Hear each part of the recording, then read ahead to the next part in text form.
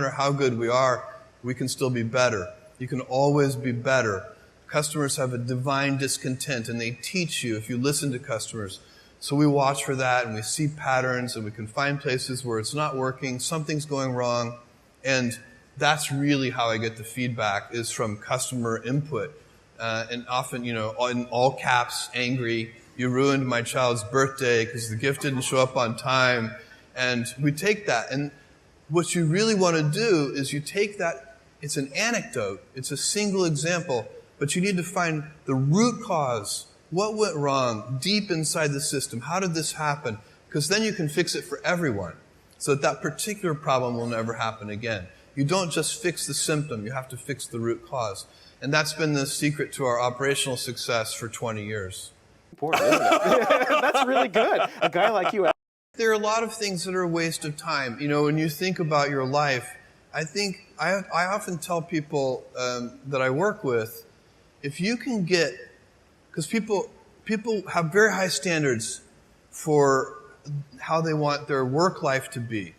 And I said, look, if you can get your work life to be where you enjoy half of it, that is amazing. Because very few people ever achieve that. Because the truth is, everything comes with overhead. That's reality. Everything comes with pieces that you don't like. You could be a Supreme Court justice, and there's still going to be pieces of your job you don't like. You can be a university professor, and it's still going to be, you have to go to committee meetings, and you have to do things. Every job comes with pieces you don't like. And we need to say, that's part of it. And not resent those pieces, or try not to, but also try to minimize them. I tell senior executives, you should have the least stress. There's this weird, I think, false idea that CEOs, I'm a CEO, there's this false idea that CEOs are under the most stress. Well, I look at that, I'm like, why? You're in charge. Why don't you delegate the stress? It's your choice. And so you have to figure out how to set up your life in such a way that you can minimize the things. And I find people don't dislike hard work.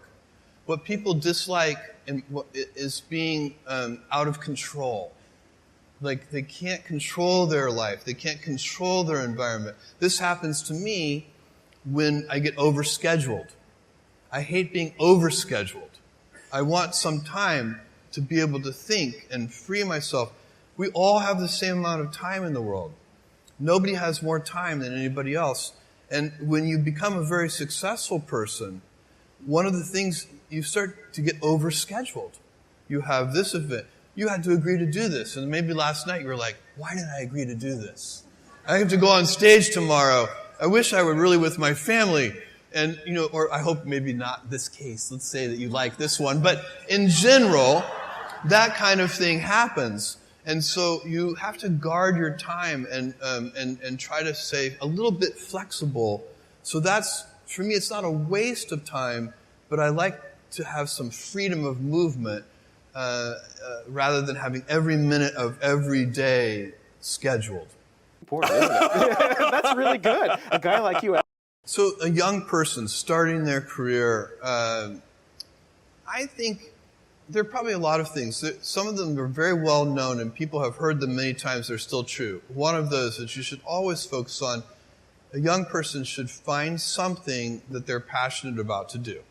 And that's not going to surprise anyone. It's a clear thing to do. It's very hard. If you don't love your work, you're never going to be great at it.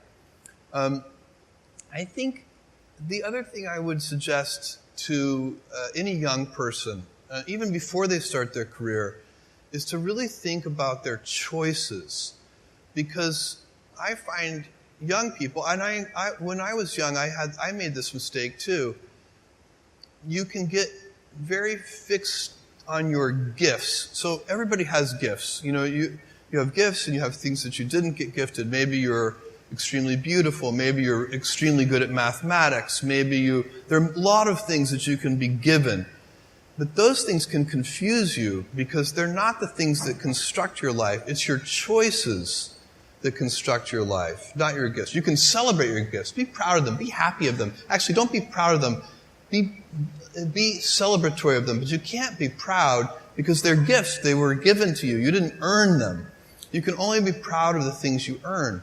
And so, as I got older, I started to realize I wasn't proud of my gifts. I was always good at school. School was always easy for me. And I was always proud that I was a great student. I got A's in all my classes. I was good at math, all of that. And I thought that's who I was.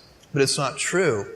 Those are the things that are gifts. What was hard for me is deciding to work hard, deciding to use my gifts in certain ways, to challenge myself, to do things that I didn't think I could do, to put myself in uncomfortable situations. I would say to a young person, you can choose a life of ease and comfort, or you can choose a life of service and adventure. Which one of those, when you're 90 years old, are you going to be more proud of? Important, isn't it? That's really good. A guy like you.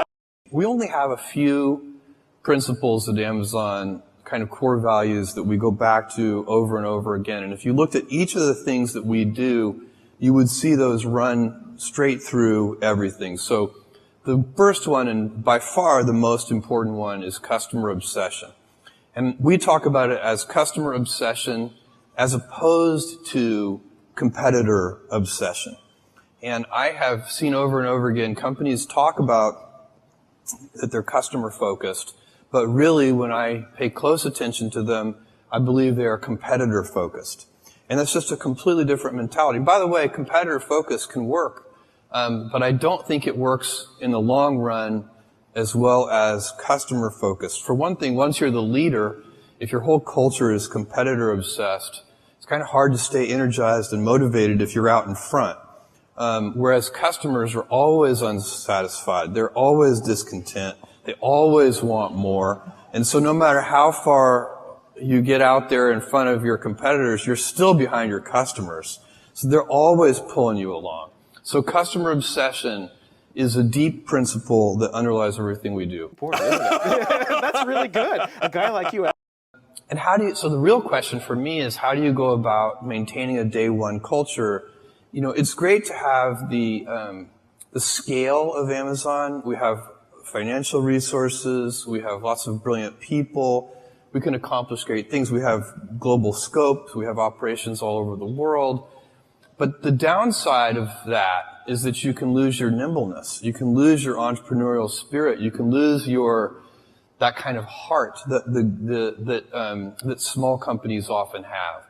And so if you could have the best of both worlds, if you can have that entrepreneurial spirit and heart while at the same time having all the advantages that come with scale and scope, think of the things that you could do. And so the question is, how do you achieve that? The scale is good because it makes you robust. You know, a big boxer can take a punch to the head. The question is, you also want to dodge those punches. So you'd like to be nimble. You want to be big and nimble. And I find that there are a lot of things that are protective of the day one mentality. I already spent some time on one of them, which is customer obsession. I think that's the most important thing. If you can, and it gets harder as you get bigger. When you're a little tiny company, say you're a 10-person startup company, every single person in the company is focused on the customer. When you get to be a bigger company, you've got middle managers and you've got all these layers, and those people aren't on the front lines. They're not interacting with customers every day. They're insulated from customers. And they start to manage not the customer happiness directly, but they start to manage through proxies like metrics and processes, and some of those things can become bureaucratic. So it's very challenging. But one of the things that happens is the decision-making velocity slows down. And I think one of the reasons that happens is that people, say junior executives inside the big company, start to model all decisions as if they are heavyweight, irreversible, highly consequential decisions. And so even two-way doors, you make a decision, it's the wrong decision, you can just back through the door and try again. Even those reversible decisions start to be made with heavyweight processes. And so you can teach people that these pitfalls and traps, and then teach them to avoid those traps. And that's what we're trying to do at Amazon, so that we can maintain our inventiveness and our heart and our kind of small company spirit, even as we have the scale and scope of a larger company. Important, isn't it? That's really good. A guy like you. If the stock is up 10% this month, don't feel 10% smarter, because when the stock is down 10% some month, you're going to have to feel 10% dumber, and it's not going to feel as good. And so it's, ownership is, we give most of our compensation, is done in terms of, stock compensation. And part and parcel with ownership is a mentality of long-term thinking. Owners think longer term than renters do. So I have a friend who rented his house to some tenants, and instead of getting a Christmas tree stand at Christmas, they just nailed the Christmas tree into the hardwood floors of the house. No owner would ever do that.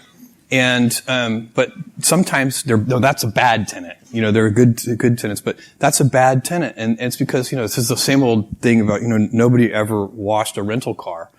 And, you take better care of the things that you own.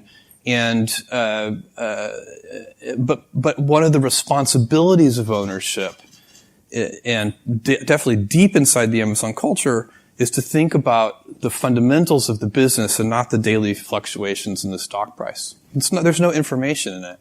Important, isn't it? That's really good. A guy like you.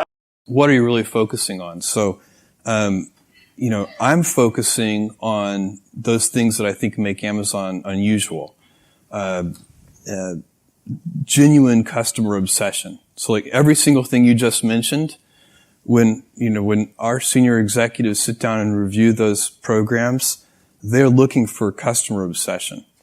How is it? Second one that we're focused on is invention. We don't like to do Me Too offerings. We'll be inspired by something we see in the world. We're not hermetically sealed, but we want to put our own twist on it. We want to try to do something better for customers that's pioneering. So where is the invention? Why is this going to be better for customers than whatever is serving that need in the world today? And then a willingness to think long term. So I'm very focused on those things, and also the operational excellence, reducing defects at their root. Those are the things. That's the culture of Amazon. It's the habits that we have. Those are the things I'm focused on. And those are the things that all of our senior people are focused on.